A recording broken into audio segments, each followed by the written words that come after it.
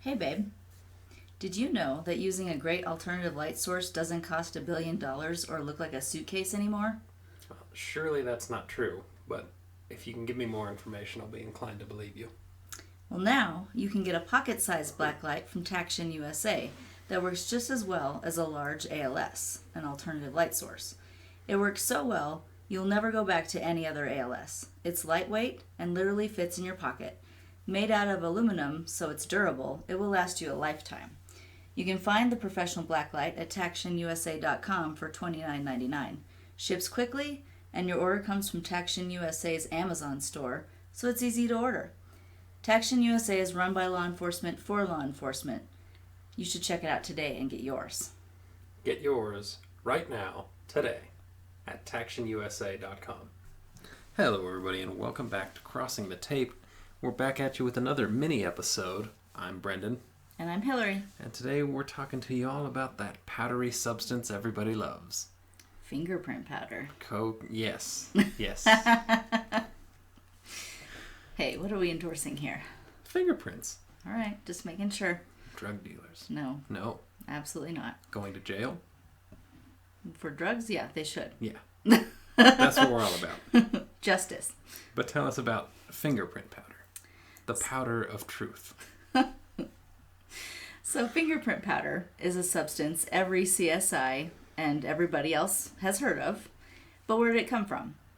It was first used in the 19th century in countries such as Argentina, South America, and Germany. They get the purest stuff in South America. Oh, really? I didn't know that. Well, most powders. Stay on track, dear. Oh, sorry. So the next notated mark in fingerprint powder history was in 1920. This appears to be the point in time when powder was further developed and enhanced. At that time, the powder was comprised of several different compounds, including chalk, graphite, lead, and mercury.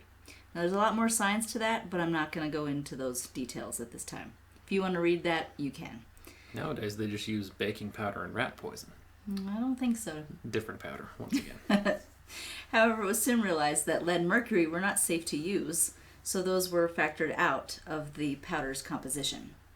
Today, fingerprint powder is primarily carbon-based. The consistency, particle shape, and adhesion are all factored into the development of the powder. This, of course, is all in reference to traditional granular powder such as Amido Black, which is the most commonly used. There's other types, but that's the go-to. When you think fingerprint powder and getting everywhere and black smudges on your fingers Right. and all the surfaces, Up that's your the nose. stuff. Yeah, when you sneeze later and it looks like a cloud. Yeah, well, yeah, that's what happens. Even if you have a mask, it finds a way. It just gets in. The makeup of other powders, such as fluorescents, are comprised of a mixture of both magnetic powder and granular, such as traditional fingerprint powder. Magnetic powder is something really cool and was first developed in 1962. Though granular as well, it has iron particles in the mix to give the magnetic effect. And it works very, very well. I used to use it a lot on surfaces such as even cardboard. It was a really good one to pick up prints on cardboard. Magnetic powder is a great latent fingerprint enhancer without the mess of those traditional powders, like we mentioned. However, there's no replacement for the traditional one that has been used since the 20s. Modern times have simply made the powder safer for users while maintaining effectiveness. And as I mentioned in there, there's fluorescents.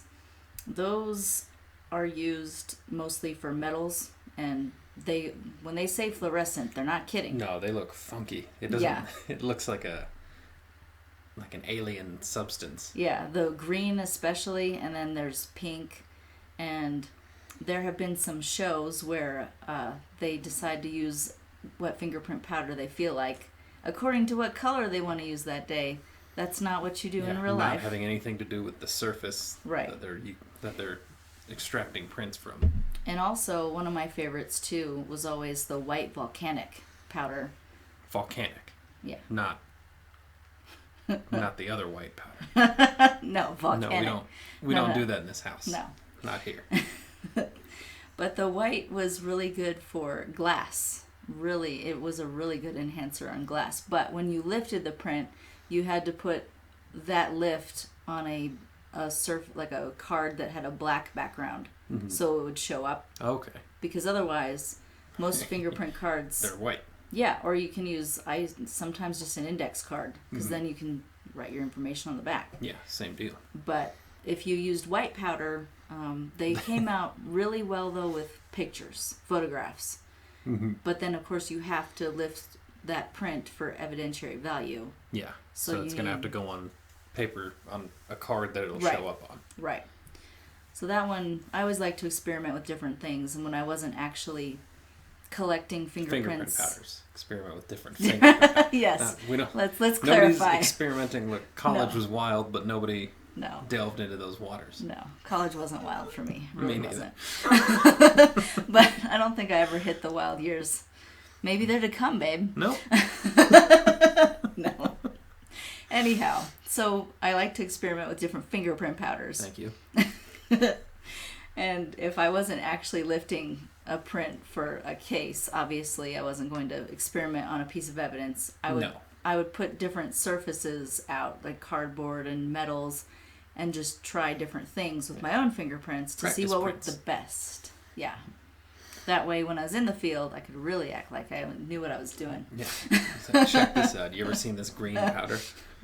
I never used that on the job. I've used it in a class to teach because it's so vibrant. You can see it really well. It's an awesome visual aid for learning. But I don't think I ever used it actually in the field. It is interesting. You say the 19th century is when this stuff kind of started becoming prevalent. Mm-hmm. But to this day, latent fingerprints or, lifting prints, it's still the same. Still the same method. You sprinkle this magic dust on there. Not too much. No. Just a little bit. No, I have unfortunately pulled the too much trick in the past. Of the fingerprint powder, not anything else. No, we've never done anything like that. No. Never will. Yeah, you use too much and you just end up with a big dirty smudge. It looks like you sketched something on a paper with a graphite pencil. Right. You can't see the particulars. That doesn't help anyone. Right. Unless the guy holds up his prints and they're just big smudges. Which, it's funny you say that, because sometimes comparing prints, there's some people's prints, they're either weathered or aged, or if they're Scarred. or if they have a certain type of career field, then it affects their fingerprints. And sometimes I'd be comparing a print and it looks mottled, and that's their print. They've faded, it's strange, the different things you can find. You can tell a lot about a person just by looking at their fingerprints. How rough they don't moisturize, these people. Right. I remember we arrested a guy who was a stonemason by trade, and we had the digital print scanner where we're booking him, put his hands up there, and it didn't matter how many times we had him wash his hands or use little alcohol pads or anything like that to clean the surface of the machine or his hands. Everything was just like, there was just so much compacted, fine limestone that he said he had just gotten done doing some project with limestone, and it didn't matter what we did, they were just solid black marks. But, and that's interesting. And the people who are the most difficult to pull fingerprints from are secretaries, because of the constant meddling with paper. That motion kind of swipes it off. It's more like a file, like it files it down, because smooths down the ridges, because our ridges are multiple layers of epidermis. So when you keep if you filed it long enough, don't do that, but no. But on a smaller scale, the same thing happens with secretaries and paper use. So what we should be looking for when we have a burglary is people who were either wearing gloves or work with are paper. in clerical work. Yeah. Move all those suspects to the top of the pile. Right. Hey, we didn't find any prints. Well, let's go start knocking on some office doors. Do you have paper? Let me see.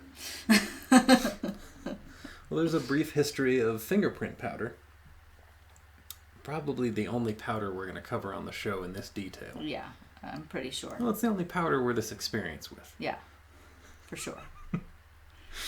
So we appreciate you tuning in, joining us, and learning a little bit, and we will be back again with fuller episodes about terrible, awful things and how they were solved. Or not. Thanks for listening. Bye. Wait, don't leave yet. We have one more thing. If you are looking for a career change or to expand your knowledge in an already established one, look no further than the National Investigative Training Academy. The National Investigative Training Academy, or NITA, N-I-T-A, has well over 100 courses with 70 professional development ones alone. NITA is constantly adding to their course catalog, and courses are focused on private investigation and security fields. Whether you would like to become a private investigator or you need continuing education for your investigative or security career, the National Investigative Training Academy is for you. All courses offered are 100% online and do at your own pace. Once completed, you will receive a certificate in that course. Sign up today at investigativeacademy.com. Make sure when you sign up for your courses, you mention we sent you there. We encourage you to get the best investigative and security training possible today. When you sign up, mention our brand ambassador code, BA2367. That's BA2367. And you can find those courses at investigativeacademy.com. Look for links in our show notes as well.